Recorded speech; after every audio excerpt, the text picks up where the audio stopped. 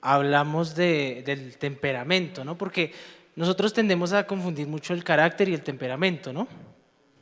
Y algo que a mí me inquietó cuando yo hice el ejercicio, y por si quieren saber, a mí me salió que yo era 80% flemático y 58% melancólico.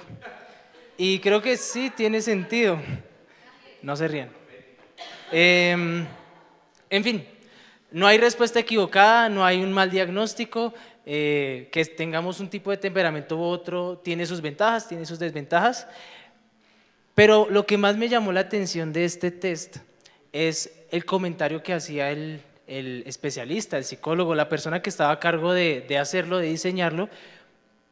Al final, si ustedes leen, el tipo dice, no se trata de responder lo que usted quisiera hacer, sino acerca de usted qué realmente hace.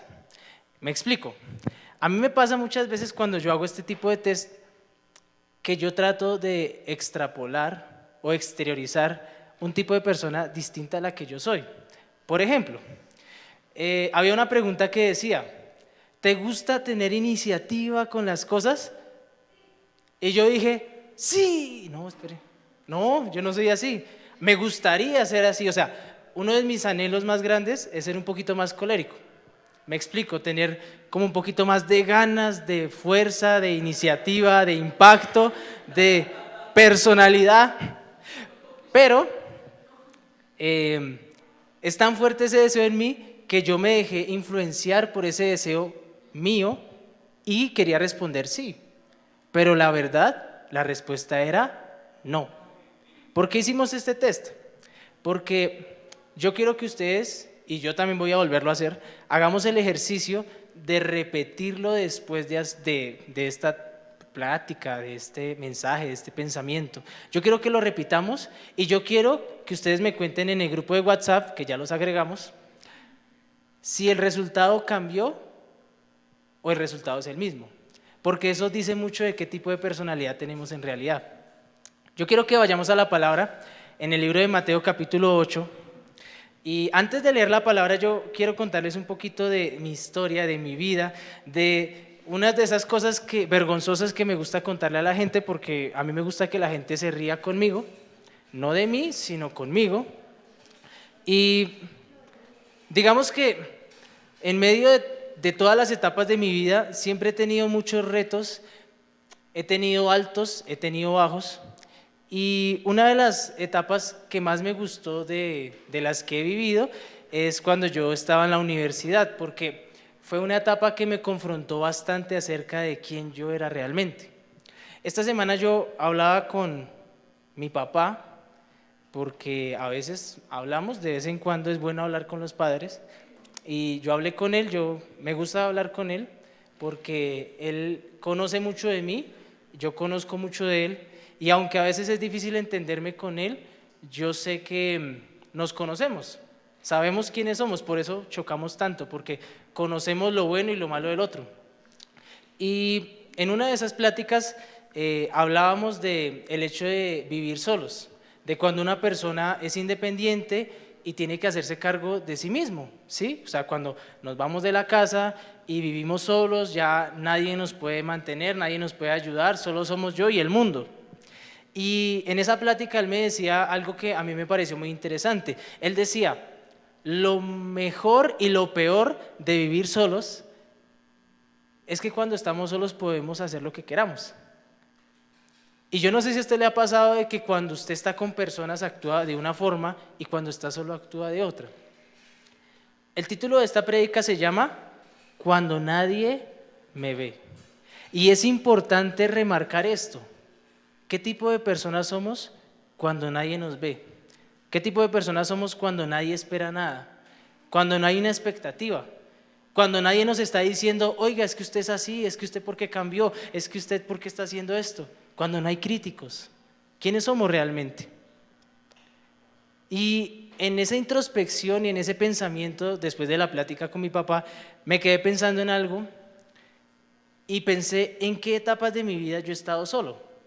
Es decir, no solo de que no haya gente, sino en el sentido de que no hay nadie que me conozca, de que no hay nadie que sepa que yo soy cristiano, que yo voy a una iglesia, que yo sirvo en la alabanza o que predico o todas esas cosas que tienen que ver con ser cristiano, ¿no? Cuando yo estaba en la universidad nadie me conocía, evidentemente, porque yo era nuevo, tenía 16 años, era un niño y tenía muchas cosas que confrontar en mi vida y que conocer de mí mismo.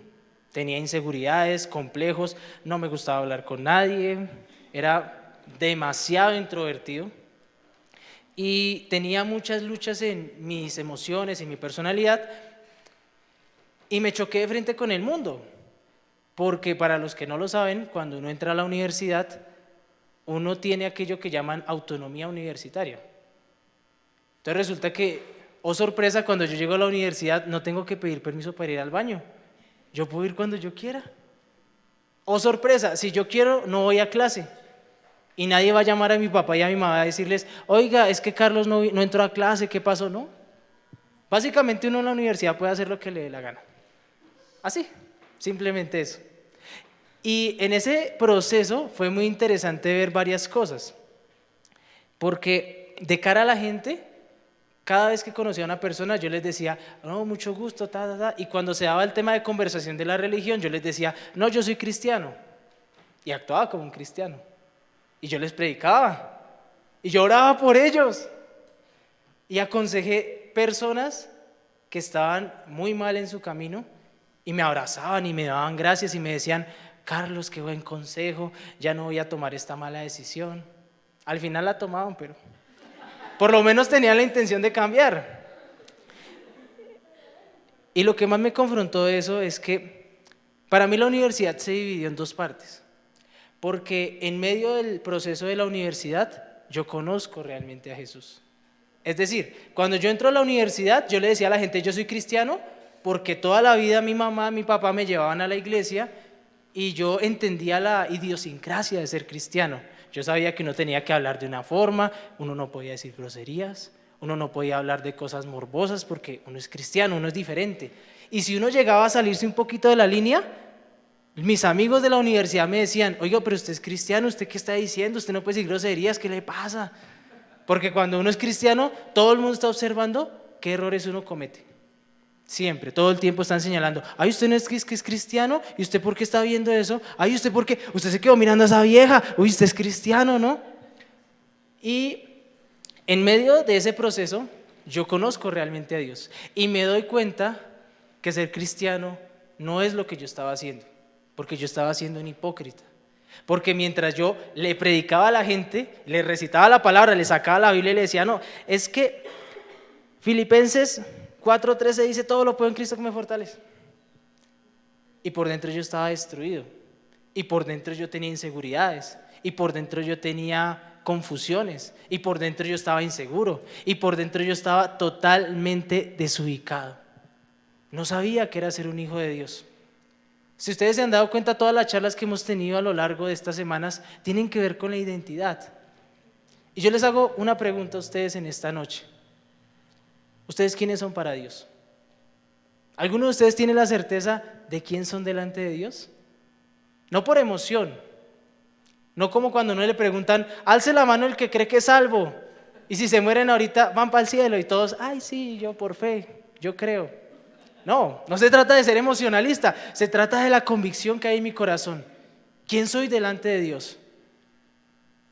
¿Soy un hijo de Dios? ¿Sí o no? ¿Quién acá es hijo de Dios? Alce la mano.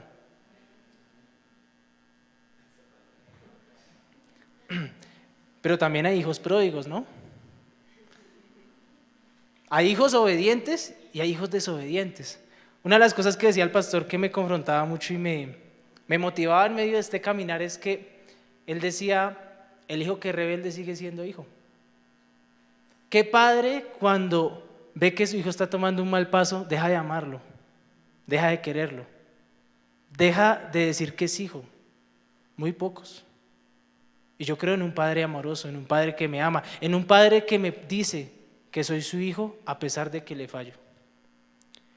Y en medio de ese caminar con Dios yo tuve muchas confusiones. Un día conozco a Jesús y me doy cuenta de que no importa lo que opinen los demás. Y fue muy bonito un día que yo con esta misma Biblia, esta Biblia ya es vieja, y me apasioné por leer la Biblia. O sea, una de las cosas que me pasó cuando yo empecé a conocer realmente a Dios es que empecé a leer este libro que no entendía. Yo decía, así no lo entienda, pero lo leo a ver si algo me entra, porque yo quería conocer al Dios en el que estaba creyendo. No me quería conformar con ser un cristiano que asiste cada 8 días. Yo quería entender esta Biblia porque me enseñaron que a través de entender esta Biblia yo podía conocer al Dios vivo. Y empecé a leer y empecé a leer y leía Biblia y leía versículos y lloraba. Eso era una locura. Yo me acuerdo que estaba en la cafetería de la universidad y yo estaba con mi Biblia abierta. Yo tenía mi Biblia y tenía mi libreta de apuntes.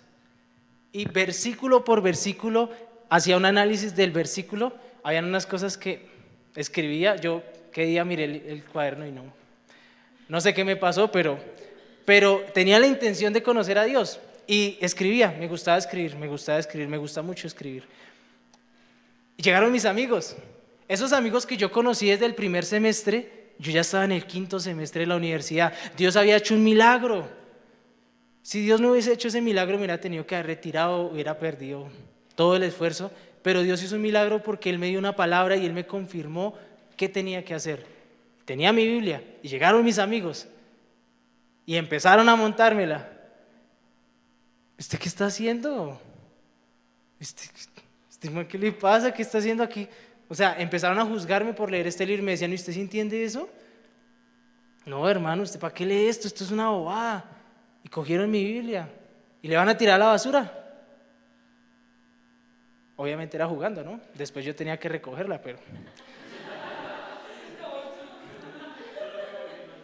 Yo a ellos los quiero mucho, ¿no? Yo los aprecio bastante. Y empecé a predicarles. Empecé a predicarles con una diferencia. Que yo estaba convencido de lo que estaba hablando. Que yo estaba viviendo lo que les estaba predicando a esas personas. No era perfecto. No era ya el santo que levita, no era ningún pastor, ningún profeta, no era nada de eso. Simplemente era una persona que estaba apasionada por Jesús.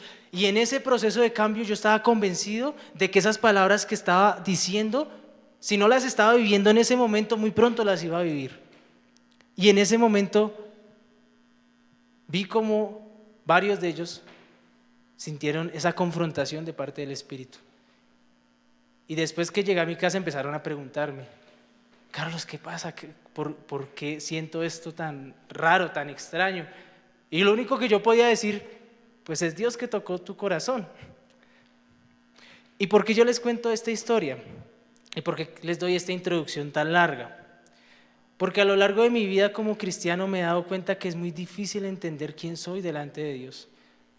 Porque la gente llena el cristianismo de muchas etiquetas, que si eres hijo, que si eres amigo, que si eres el profeta de Dios, que si eres el enviado, que si eres el ungido. Y eso genera a veces mucha confusión, porque en medio de tanta etiqueta yo no sé cuál de todas es la que me queda a mí mejor, si soy hijo, si soy hija, si soy un siervo. Pero en medio de toda esa confusión, me di cuenta que lo único que tenía que hacer era obedecerle. Lo único que tenía que hacer era seguirlo. Y desde que empecé a conocer a Dios hasta el día de hoy, siempre me hago la misma pregunta. ¿Estoy haciendo esto porque quiero hacerlo realmente o porque el entorno en el que vivo me lo exige? Yo siempre he sentido o he pensado que hay 3 diferentes perspectivas. Lo que la gente ve, o sea, la gente, el exterior, las personas, lo que yo veo y lo que Dios ve. Y es muy interesante porque estas 3 perspectivas tienen que ver con la historia que estamos a punto de leer. Vamos a ir a Mateo 8, de nuevo. Mateo 8 yo lo voy a leer en la Nueva Traducción Viviente, desde el versículo 1 al versículo 3. Mateo 8, verso 1, 2 y 3. ¿Ya todo lo tiene? ¿Alguien no lo tiene? Yo lo voy a leer. Dice la palabra de Dios: Al bajar Jesús por la ladera del monte, grandes multitudes lo seguían. De repente, un leproso se le acercó y se arrodilló delante de él. Señor, dijo el hombre, si tú quieres, puedes sanarme y dejarme limpio. Jesús extendió la mano y lo tocó. Sí quiero. Quedas sano. Al instante, la lepra desapareció. La lepra es una enfermedad que hoy en día está prácticamente extinta. Muy difícil que una persona hoy en día tenga lepra o contraiga lepra. Pero en los tiempos en los que vivía el Señor Jesús, era una enfermedad que no tenía cura. Y algo que a mí me gusta de estudiar la palabra es que el Señor siempre nos lleva al contexto. Porque a veces leemos esta palabra y la leemos como si fuera hoy, como si Jesús ayer hubiera hecho esto. Me ponía a pensar en 2000 años atrás. ¿Cuántas cosas pasan en 2000 años? Y me puse a pensar en la vida de un leproso. ¿Saben cómo era la vida de un leproso? Yo creo que la mayoría de aquí ya sabe cómo es. Cuando una persona tiene lepra o está inmundo, aborrecido, excluido, tiene que hacer lo siguiente. Un leproso, como no tenía cura, y si se acercaba a la gente podía contagiarlo, y obviamente la gente pues no tenía ni idea de medicina, pues había muchos mitos acerca de la lepra. Y una persona leprosa, a 3 metros de distancia tenía que gritar, ¡leproso! ¡Leproso! ¿Para qué? Para que la gente se diera cuenta y se alejaran de él. O sea, una persona leprosa no tenía ni amigos, ni familia, ni nada. Básicamente, ¿por qué? Porque él estaba excluido de la sociedad. Y en la ley dice que si él llegaba a tocar a una persona por accidente o por cualquier razón, él tenía que morir. Ninguna persona inmunda podía tocar a alguien que fuera puro, o sano, o santo, lo que fuera. Y es muy curioso el contexto en el que estamos hablando, porque dice la palabra en el verso 1, grandes multitudes lo seguían. ¿A quién seguían? ¿A quién? A Jesús. ¿Y por qué lo seguían? Porque él podía sanar, porque él echaba fuera demonios, porque él tenía el poder de Dios. Y yo veo acá un problema. Yo veo acá un problema muy fuerte. Porque a Jesús no lo seguían 100 personas, a Jesús lo seguían miles de personas. Y en medio de un grupo de miles de personas, un leproso se le ocurre la grandiosa idea de acercarse a Jesús. Imagínense este escenario, es una persona que si llega a acercarse a alguien que está puro, tiene que morir por la ley. Y en ese tiempo no había derechos humanos, que hoy en día están tan de moda, ¿no? Hoy en día no, en ese momento no habían derechos humanos. Lo cogían y lo mataban ahí ya, y lo quemaban, porque obviamente estaba inmundo, ¿no? Y esta persona leprosa, en un acto de fe y de valentía, porque para tener fe hay que ser valiente, dice, no quiero vivir más así, si me muero en el intento, pues me muero. Básicamente esa era la decisión que había tomado. Él dio un paso de fe y él decía, o me sano y tengo una vida distinta, o me muero en el intento, pero así no quiero seguir viviendo. Y muchos de los que estamos aquí estamos en esa lucha. Estamos en la lucha de si morimos al pecado o si seguimos luchando por la vida eterna. Y en ese momento este hombre leproso, con todos los complejos que tenía, porque no era un complejo de que, ay no, qué bonito en Facebook, el filtro de Instagram no sirve.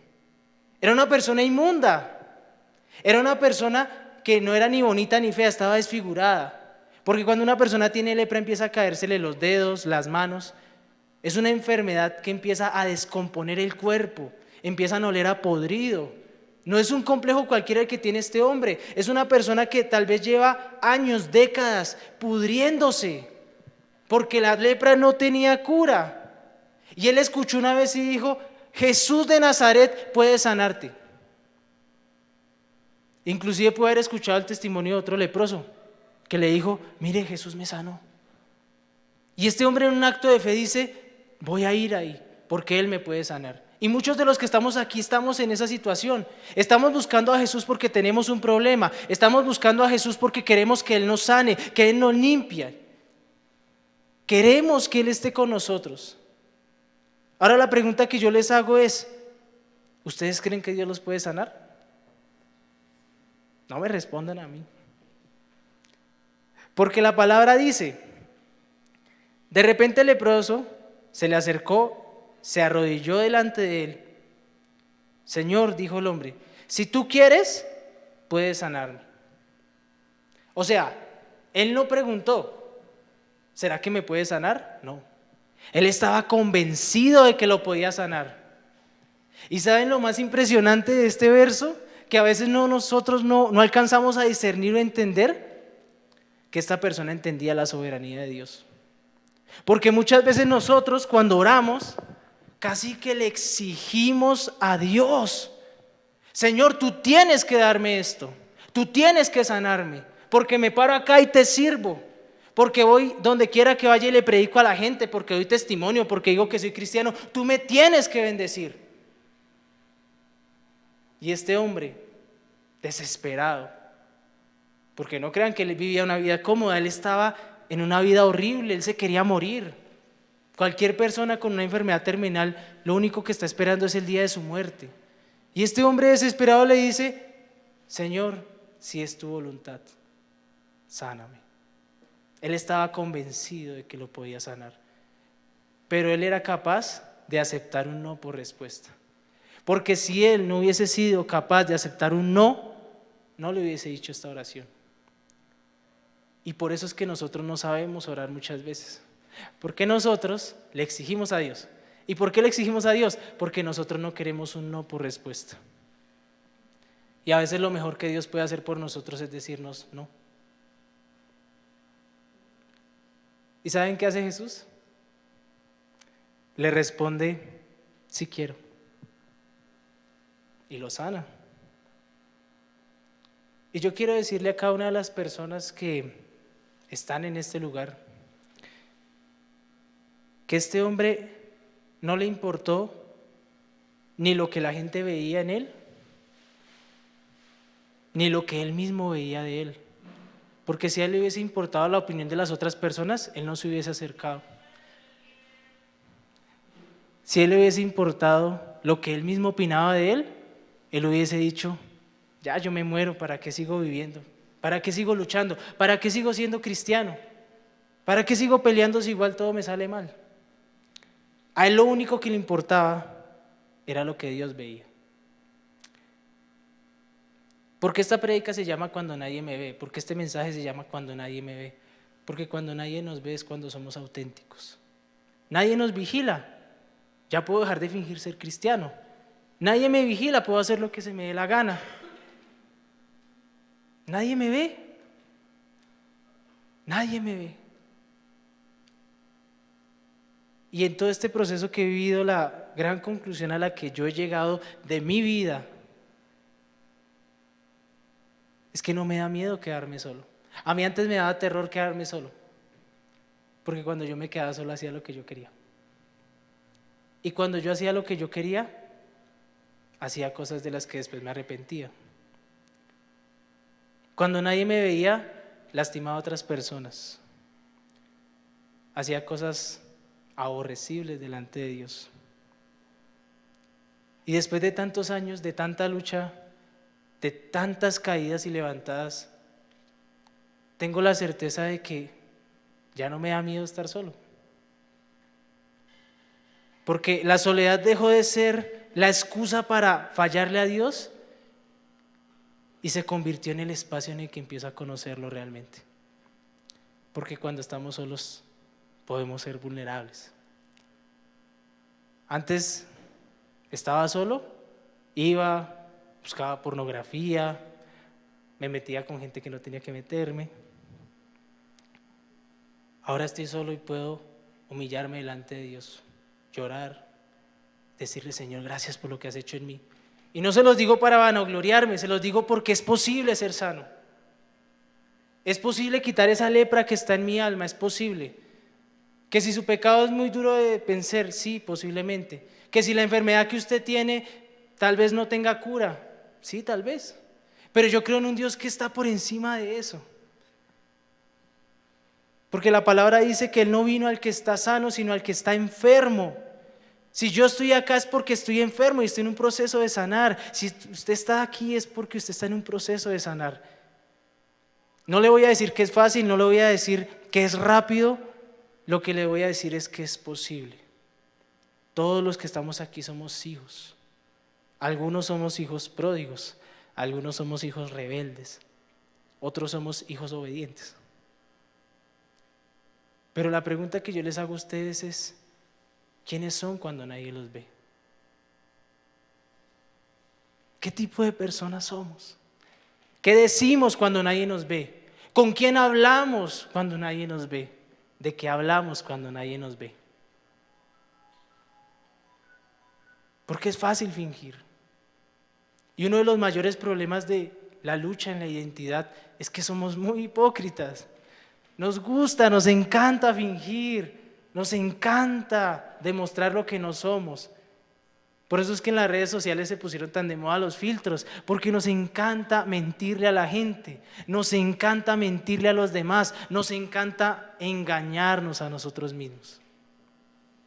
Pero la invitación que yo les hago en esta noche es que sí es posible ser sano, sí es posible ser libre, sí es posible vencer ese pecado. Yo quiero que allí donde usted está, cierre sus ojos, medite en esta palabra, porque finalmente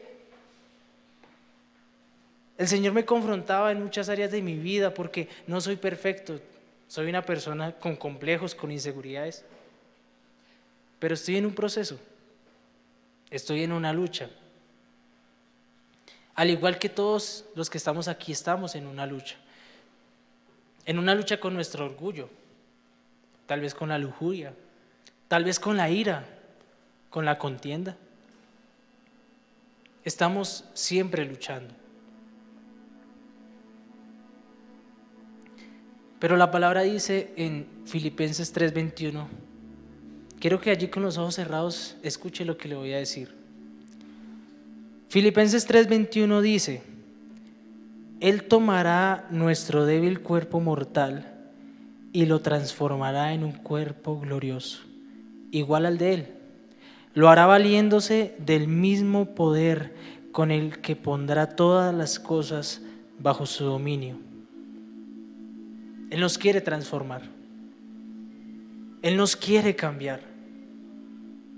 Pero tenemos que aprender a ser pacientes en el proceso. Tenemos que esperar que Él nos diga que sí, o tal vez que nos diga que no. Porque Dios nunca nos va a dar lo que queremos. Quiero que eso le quede en su corazón. El Señor nunca nos va a dar lo que queremos. Él siempre nos va a dar lo que necesitamos. Siempre va a darnos lo que necesitamos.